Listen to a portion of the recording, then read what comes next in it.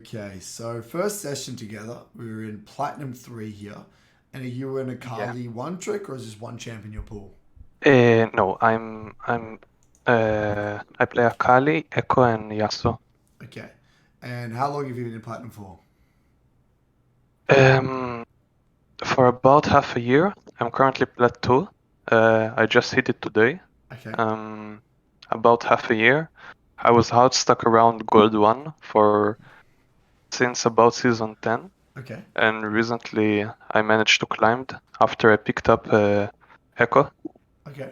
He helped me climb a bit, and now I'm kind of stuck.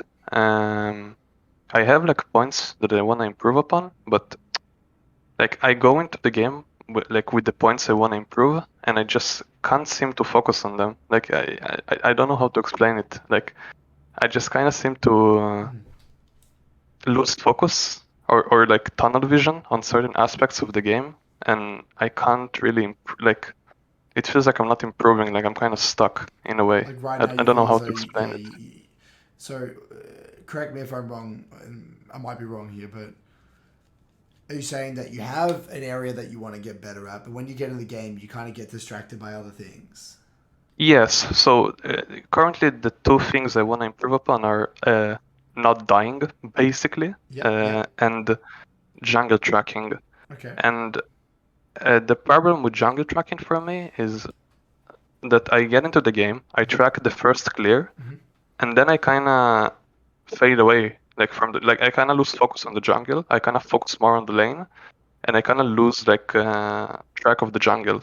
And even though I'm thinking about like there's a certain part of the game I'm actively thinking about, Mm. okay, let's track the jungler. And at one point, I just kind of fade away from that and I focus more on the lane. And I think that's a really big problem for me because I die a lot to ganks. Like, ganks are Mm. a big part of my death. Okay. And is this a VOD that you think represents that problem? Yeah, I Okay. think it also shows my very weak early game. And like, I'm really prone to tilting. I'm really prone to tilting. Like, I Okay. tilt very easily. Mm. And that's a big problem. Like, if I make a mistake, I feel the need to compensate for it, and another mistake comes, and another mistake, and another Right. mistake, Okay. and it kind of snowballs it. Um, so yeah, I think I feel the need to like because of my champ pool, it's really it's like a bit flashy. So I always feel the need to like look for plays Right. and like to uh, kind of do something to like to keep the game alive. Like a lot of the time, I like even if the game is at even state or we are slightly ahead, I feel as though as I need to make something happen. Okay. Like or otherwise we will lose. And Interesting. Okay. We'll I take mean, a look. recently actually I tried to change that mindset. So I kind of adopted the mindset you said that act as if your champ is scaling. Yeah. Like Yeah. so, and I actually had a real like I had a really good success with it. I climbed up to plateau at the moment. So because so in the past like 2 months or so, I was kind of stuck in between plat 3 100 LP and like between 0 and 90 LP in plat 3. Like I Mm. was climbing up and then going down, climbing up, going down. You know, kind of like plateaued. You Mm. said it. Mm. I don't know exactly how to say the word, but yeah, kind of stuck like in the same place. And that was plat And I feel 3. like yeah, plat Yeah. tree. Yeah. Yeah, Yeah. that was the main like stuck point. But I feel like my I also feel like I have a hard time identifying my job in the game. Like I go into the game, like I look at the lanes and like the matchups and stuff, and I like kind of default into the same playstyle. Like shove and help my jungler, or look to solo kill my laner and try to get ahead. Like I find it really hard to like get a good understanding of what my job is in the Mm. game. Interesting. Okay. So you've done a bit of a three stack here into Qiyana. Oh wait, you're streaming the game? I don't Oh, see am I it. not If you're, streaming? Sorry, I thought I've been streaming this whole time. My bad. it's fine. Yeah, so he did a classic three stack into Yeah. let the wave come out a little bit. Um, think you could have used your pots a little bit earlier here, but not too bad. You actually do a beautiful E, anticipating that she would actually kind of EQ you. So that was actually amazing. Yeah, I used to play a lot of Qiyana, but I dropped her. Uh, Beautiful. Well done. yeah. Really nice. That was well played. I actually think here you don't even touch this. Yeah, beautiful. Just reset. That's really nice.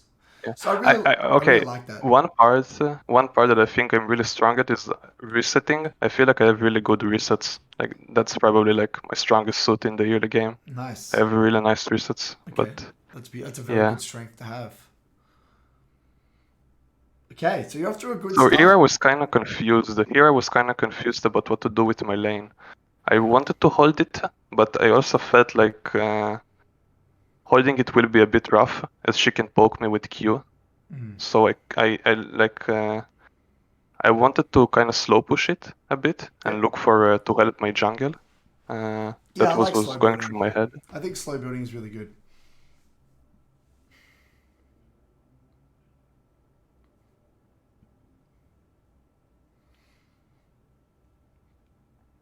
Is your ping usually that high when you play? Is that considered high? Yeah, 80's high as hell, man. Is that because where you live? Uh, I mean, probably I live in Israel, so I don't really have Ah, like. right. Okay. Is that really considered high? I don't feel it. I used to play on 140 in an A. Right. Yeah, it just looks really slow because when I'm watching you cast your abilities, there's like this delay, and and when you like last hit stuff, there's like this delay. But anyway, okay, you decide Really? to go Okay. for another reset on a cannon here. Okay, I don't mind it. It is a cannon. Qiyana doesn't have the best wave clear. Do I think this is necessary? Probably not. I think you could have also used this as an opportunity to get some good quality vision. And since your jungler was actually moving into river, probably would have been Oh, good to right. stay. Okay. Yes. I didn't think about that. I was kind of thinking about pushing my lead a bit further. Okay, lovely. They end up getting the dragon safely. We get some good quality vision down. I think the second ward was a mistake. I think I should have warded on here. I think if I Yeah, warded, deeper. yeah, I think that ward was a sloppy Well, ward. I think the ward's fine, but it would be better if it was maybe a touch deeper. Now, this is interesting. So why do you roam top here? Walk me through this. What were you thinking here? Um, so I tried to find Udyr. I didn't know where Udyr was. Like I legit had no idea where he is. So I kind of tried. So yeah, I tried to cover for Mordekaiser. I thought Udyr might be top because I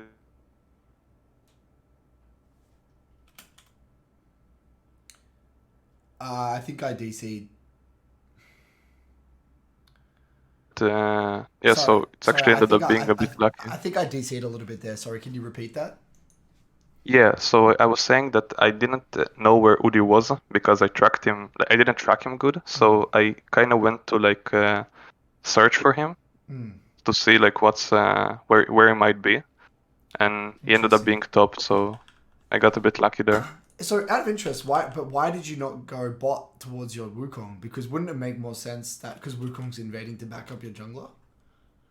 Because I thought that it wouldn't make sense to go for him to be bot side because I saw that the Raptors are got cleared like here. Yeah, here. I saw on the map that the Raptors got cleared, so I assumed that Udyr probably is going to clear his Wolves or Grump. I didn't think he would go for his Krugs. I thought he would go for his Wolves or Grump. Okay, I think Uh, as a premise, if you're unsure, it generally is better to Follow the jungle? Okay. yeah, it's just a little bit safer. Okay. I Okay, see what you're saying. but you're in a great spot. You're doing a really good job so far, farming pretty well. Yeah, it's going downhill pretty soon. Well, we're gonna be careful because we don't actually have any armor into this Qiyana as well, so you gotta be a touch careful. Yeah. Okay.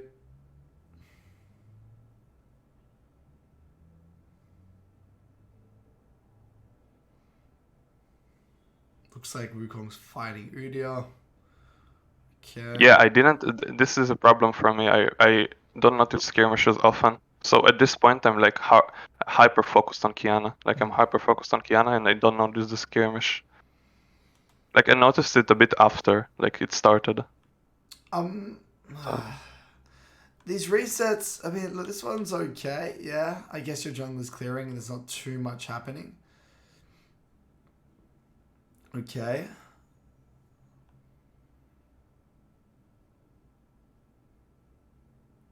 Hmm. Okay. I just thought I was in a lot of gold, so I felt like resetting was. Yeah. Okay. Yeah, you do get alternator for it, which is nice. You might be able to run bot here. Bot's actually pretty pushed up, and you got a bit. You got a wave of priority here. See what you do with it. Yep, lovely. You do. Nice. Good hover. They end up backing up, so there's not much you can do. The hover's really good though, regardless. I Okay. think I maybe could have got a better ward, but I'm not sure. I wanted to get to the lane quickly, so I didn't. I kind of default to this ward. That's fine. It's completely fine. It does the job, right? It gives you a side to lean onto, which is the most important I thing. mean, yeah, it was also something I worked on. Warding and leaning. It's something I wanted to work on. And I'm assuming you're playing for Shove here because Wukong's on Rift. Is that right? Yeah. I kind of wanted to hover him. Nice. Okay. I didn't want to join the skirmish because I thought getting the rift would be a bit more, like, better to keep on doing it. Well, generally as a premise, fights are always more important, man. Like kills are it's so important. So Yeah, that's also like I ignore skirmishes a lot for farm and like I'd rather get like a wave instead of going to a fight, and I think yeah, that's a really bad it's habit. really not good. Yeah, like imagine here for whatever reason. Let's say Mordekaiser loses. Yeah, the they fight, lose the fight and like and then they get that's double on killed. I mean, that's on it's me. Yeah, fucked. that's on me. Yeah, it's really bad. Um, I think the reason is because that the reason like I have this habit is because I have like I find it really like I hate going to a fight unless it's like a 60-40 fight, because a lot of the time the skirmishes are like 50-50, and I hate going for like 50-50 fights. Here I kind of fucked up. I fucked up. I think I could have killed her if I played it better. okay. Wait, so can you repeat what you said before about 60-40? What is it? 50-50 what? So I said that I hate going to skirmishes, like often because often skirmishes are like 50-50. Or like from my point of view, when I see like a random skirmish happening, it's like a 50-50 skirmish. And I hate going for a 50-50 when I can get a wave, for example, because I can like it's guaranteed that I get the wave, but it's not guaranteed that we win the skirmish. So I don't know, I kinda default to the safer play. Like I don't like flipping skirmishes, Well, which just happens a lot in this like in my games. yeah, I don't know. I never view that. I never view it that way. Like I never view, like the way you just described it. I never view it that way. Like in my mind, right? It's like this. It's like okay, there's a fight. I'm gonna hover, and then I'm gonna assess, and then based off what I see, I'm gonna make a decision whether or not it's winnable or not. Now, in the case where, yeah, there are some rare cases where it is very, very close and it does come up to execution, but I would say that's rare. That's like 1 in 10. Most of the time, you can definitively know whether it's winnable or not based off you having a man advantage or they having a man advantage, or spikes or having ults, things like that. But anyway, regardless, let's say it is 50-50, right? The thing is I mean, again, I don't even like it's too theoretical. Like, there's no such thing as 50-50. It's like it's either a play or it's not a play. And if you're unsure, you should always go to it because there's only one way to find out. And in a way, right, the way I view it, it's kind of like, yeah, sure, the guaranteed. You know what you're going to get when you get the wave. It's guaranteed, right? It's like, okay, I'm getting the wave. I'm getting this amount of XP. I'm getting this amount of farm, whatever. But it's no way near worth as much as your team dying or yourself winning the fight and getting a double kill. So like in I my see what you're saying. yeah. I see what you're So saying. Yes, sometimes yes. going to the play is going to save your team, or it's going to net yourself a few kills. So yeah, most of the time, from now on, rather than thinking of things in numbers and 50-50s, 60-40s, that shit, just get specific. You hover, you identify, you assess, and then you make your conclusion. The problem with that entire sequence of events here is that you didn't even pan your camera. You'd already made up your mind that you're going for the rift without even knowing what the fuck is happening. No, okay, so you see that the Mord killed the Jax. So when I started the Mord killed the Jax, that's when I decided to go for the rift. Like, go a little bit ahead, like when I'm attacking the rift, like around here, I think.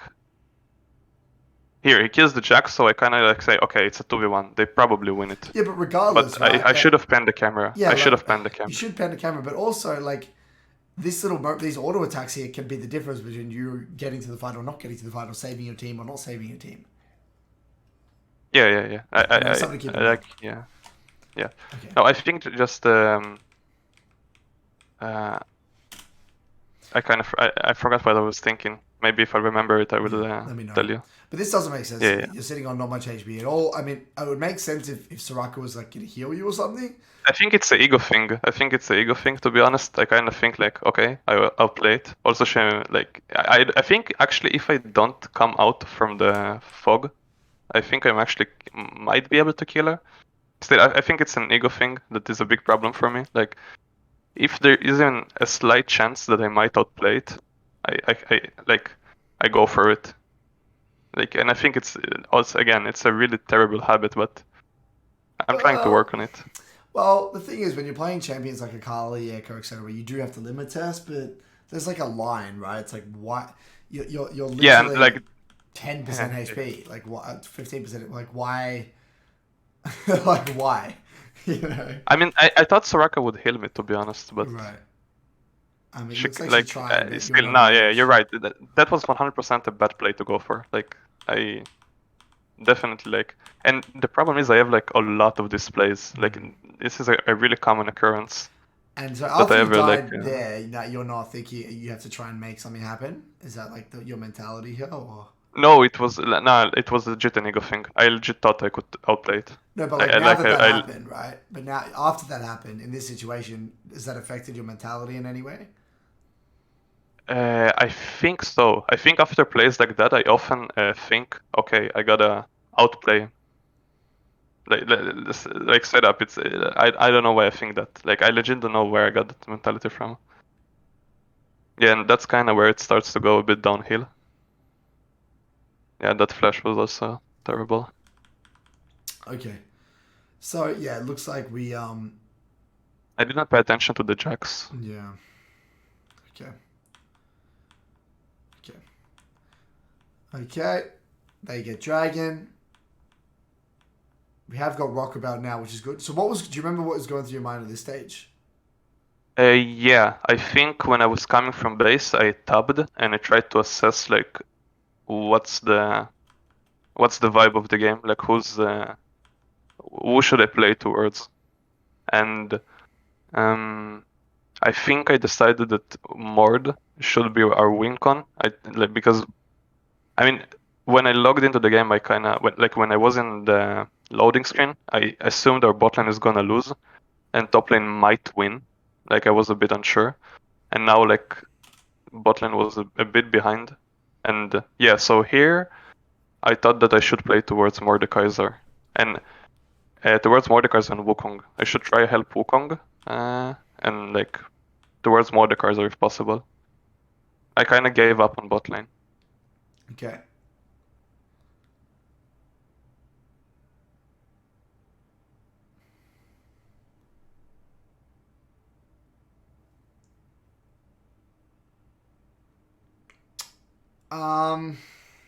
I think I can escape that if I play that slightly. But if I ult early, I think I can escape that.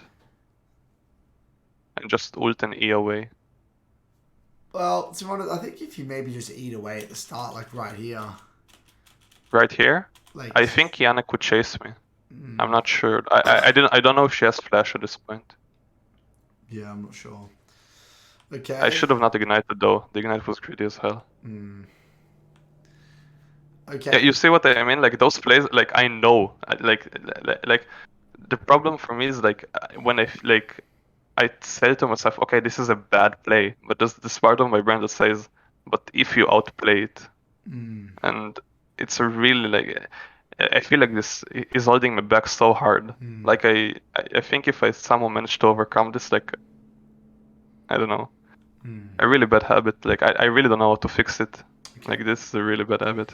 We'll continue on. I'll make some more observations, then we can maybe talk about what we need to do to fix it. Okay, so let's take a look at this one. So you get the wave in, beautiful. Mordekaiser dies, there's nothing really you can do there. We hover bot side, we know Udi is moving in. Now walk me through this. I ignore it. Oh wait, I just want to kill him because of his blue. I really wanted his blue, Okay. but I kind of forgot about the Qiyana. I saw her in the corner of my eye, but I was like, I can kill him and escape. But Yeah, he was a lot more tankier than I expected him to be. Okay. You could definitely kill him, but you would trade kills every single time because Qiyana would clean you up. Okay. Yeah. So another silly death. Noticing a trend here, that's for sure. Yeah. And it was 2-0 as well. Like this is 4 deaths in a row that like kind of Yeah, 100%. every each one was avoidable, Definitely. which is the annoying part. Like this is Okay. So we take 2 tower shots, but Soraka's behind us. We're all good.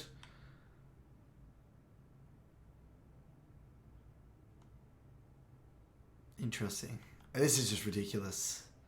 yeah. I should not like I should never take this E. I don't know what I'm doing. It's like the entire team's missing, and then your team's reset, and then you just go for this play. Okay. Okay, interesting. All right, fast forward a little bit more. Starting to get a very clear picture now.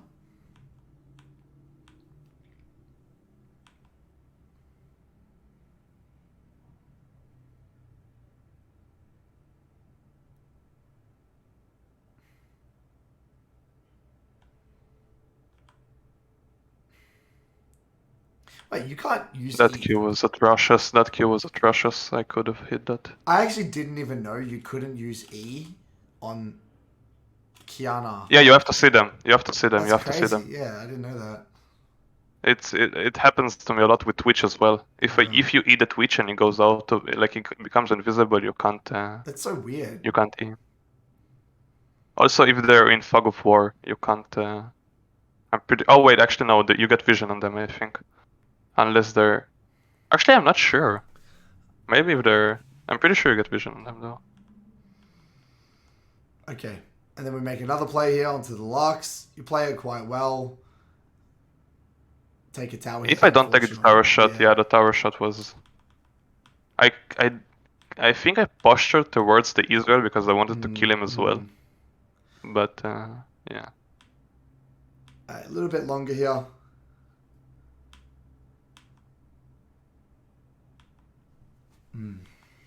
So do you remember what you were thinking here at this stage of the game? Yeah, I thought about okay, I died a lot of time, like we're very silly deaths. Let's just try and farm up, get our get a bit more like stronger, and just be on side and try to follow up like where their team is and like safely farm up. Well, yeah, And because your just team is so far ahead. I mean, Yasuo is doing a really good job now. Mordekaiser's really fed. I actually didn't think that. I thought that we were slightly behind actually. I think it might have been because of the kills, because we were 17-16. But I was also very tilted. I like because of my like deaths, because I knew each one of them was very avoidable. So yeah. For some reason, the Ezreal didn't E your E, so we get to kill him pretty easily. Well done. Well played. Okay. Sorry, I get really greedy actually, but I somehow. You're sitting on a lot of gold here. Yeah. But she messed up really bad. Okay. Okay. Interesting. I'm actually fascinated to see if this manifests in any other portions of the game. You actually go Magi's? What? Yeah, What the I did it. fuck? I did it so much. That's so bad. It's really, really, really not good. I mean, you've got 6 deaths. Uh, yeah. Okay. Okay. So I'm gonna give you my analysis here of where you're at. So you're conflating a few things. There's a whole lot of there's a mix mash of many things at play here. Okay, where do we start? So number one, so you're conflating the following concepts. We have, What is conflating? or like you're joining them all together. Oh, So okay, okay, okay. in your mind, they're one thing, but I think they're all different. So I'm going to try and attempt to break down all of the things that I think are happening, and then and kind of separate them for you, so you'll make more sense of your journey. So Okay, okay, okay. you've got these narratives, I believe. There's some form of limit testing narrative where, in order to improve at your champions, and specifically the champions you're playing, the Akali, the Echo, whatever, the Asura, I think it was, you need to definitely limit test. And that is very true. You can't afford to play like a bitch when you're playing champions like this, because there's only one way to find out what your champion is capable of. So there's this limit testing narrative that is present in the back of your mind. There's also this thing running in the back of your head where you genuinely aren't good at playing around your teammate's location. Like genuine, like at a raw level of play, like skill level wise, this is something that you're genuinely not good at. You're not good at calibrating after things happen and as the game goes on, to see what your teammates are actually doing and what they're doing at any moment in time. And the way this manifests is that you make plays that don't really make much sense in relation to what's going on around the map. And this is also kind of getting confused with this, because and we actually saw this, by the way, with a play when you were low. With Soraka, the Soraka one. Yeah, exactly. Where you want to limit test, but also the play, it's kind of like overkill. So this ties into another narrative, which is you feel as though you have to do something special to win, which is not the case in solo queue, but you feel as though maybe it's your ego or the dopamine or whatever it might be. You feel as though you have to do something special to win the game. You have to outplay. You have to play like Faker, whatever. Yeah, this it is might be. definitely a thing that Yeah, This you have is to do something definitely a crazy, thing. and yeah, what's inside of this is definitely some dopamine, or getting influenced by specific streamers or your friendship group or whatever it might be, influencers, etc.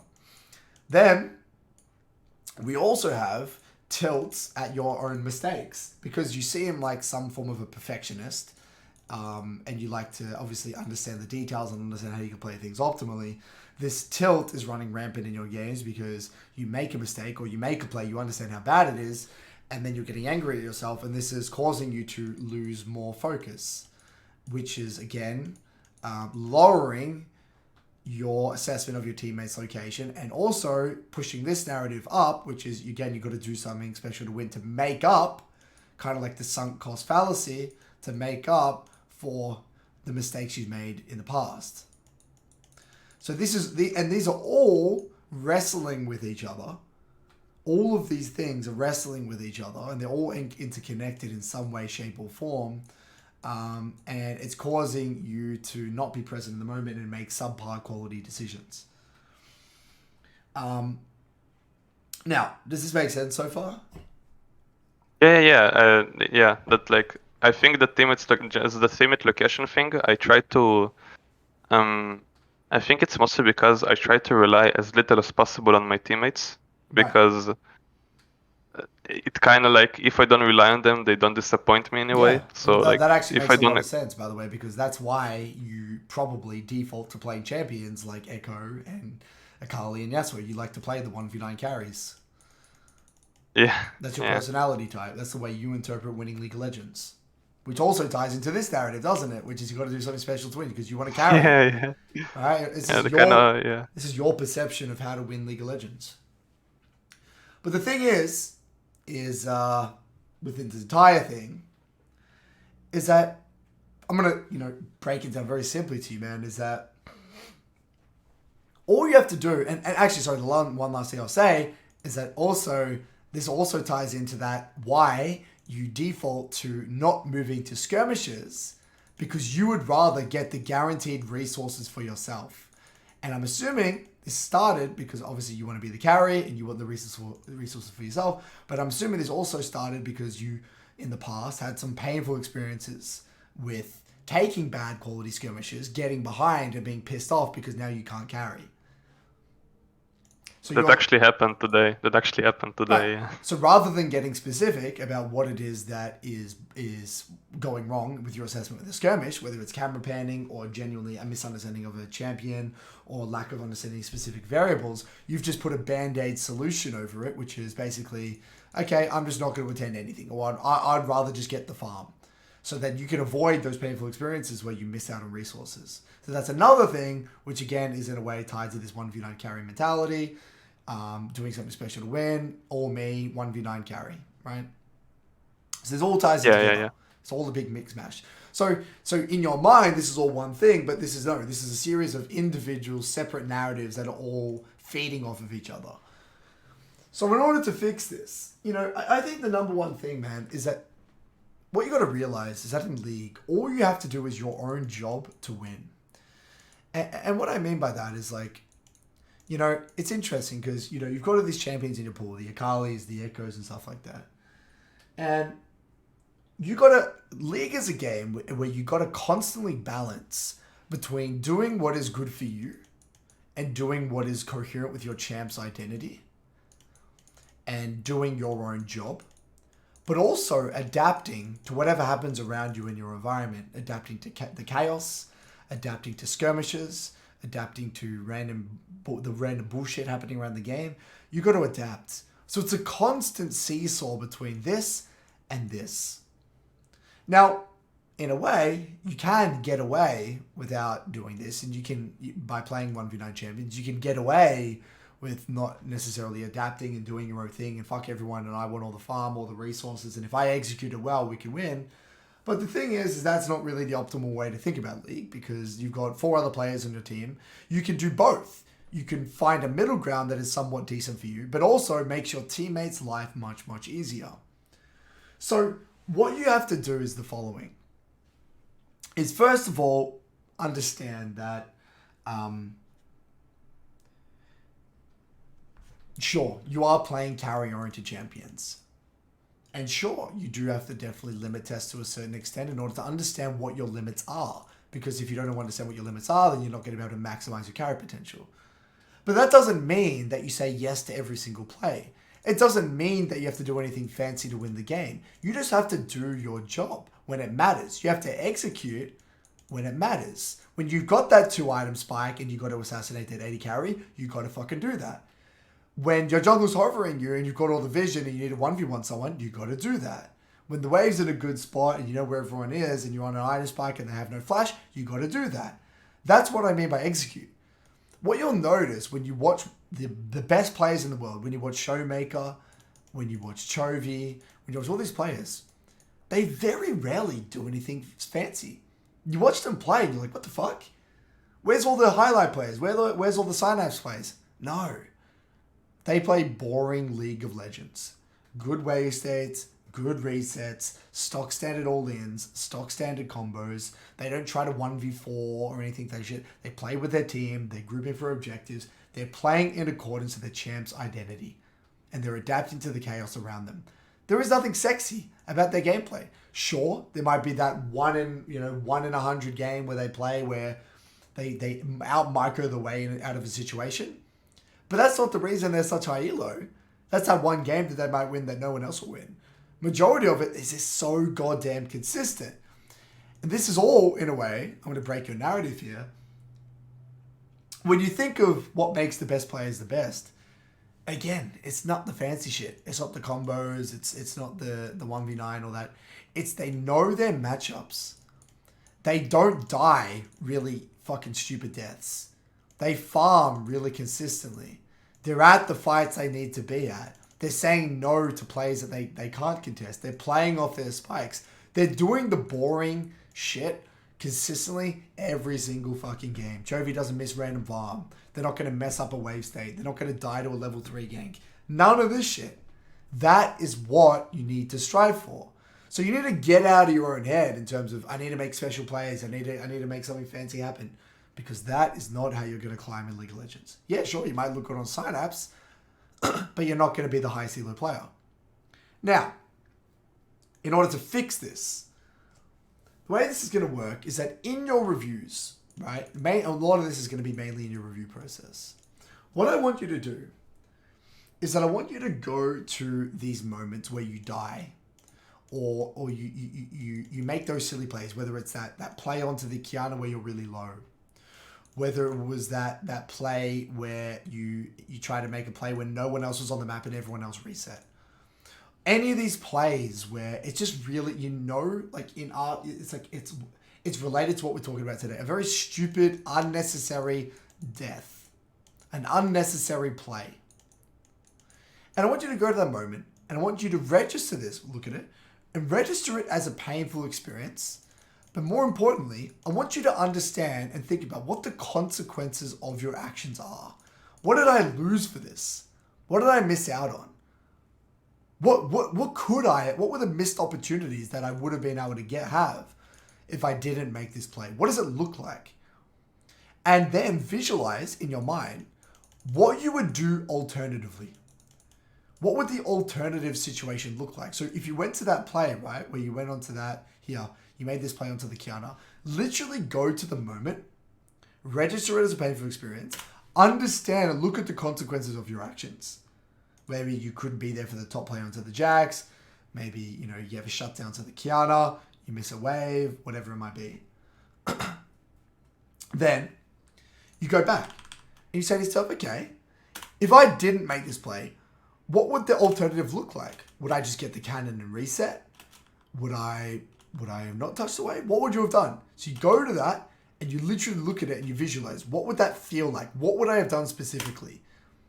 And it's very important you do this step. It's very important that you highlight specifically what you would do alternatively and why.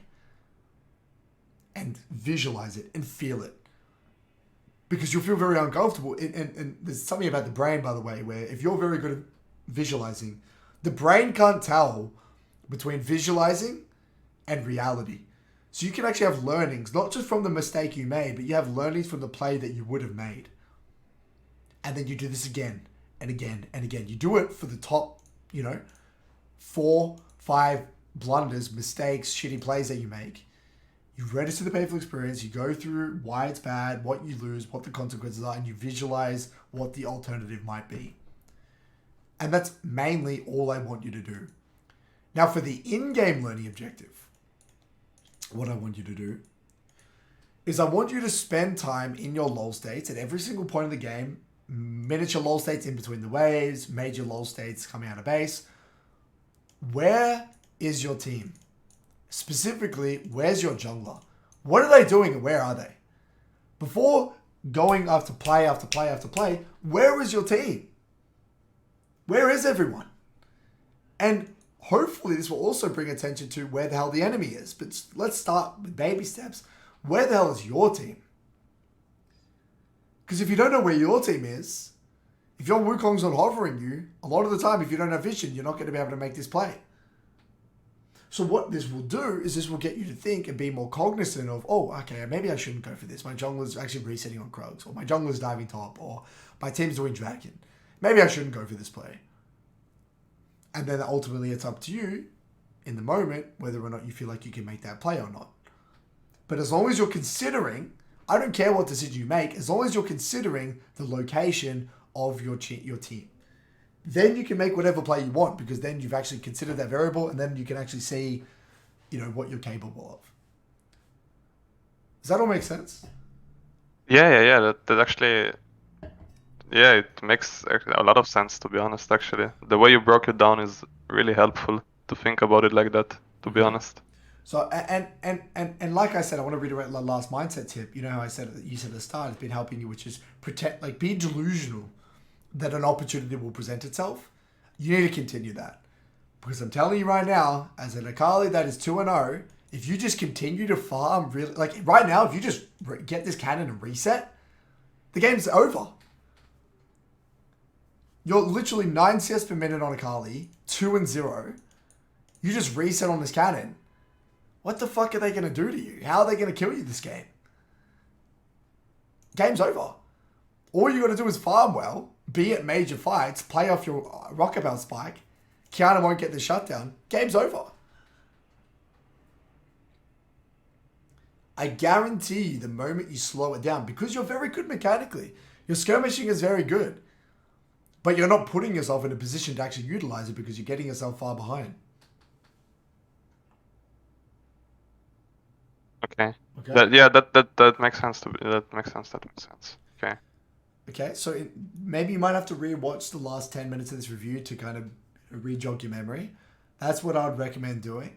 And then just got to get into those games with this new mindset. Yeah, I'll try. I'll definitely try. Yeah, give it a go regardless, But, and then we can work on it over time. You upload this code to the site, right? The That's MLA right. site? That's right. Yeah, okay. That's awesome. Okay. Beautiful. Yeah. Well, thank you. But thank you, man. That was really insightful. The way you broke it down really helped me. My pleasure. And keep me updated, okay? Yeah, for sure.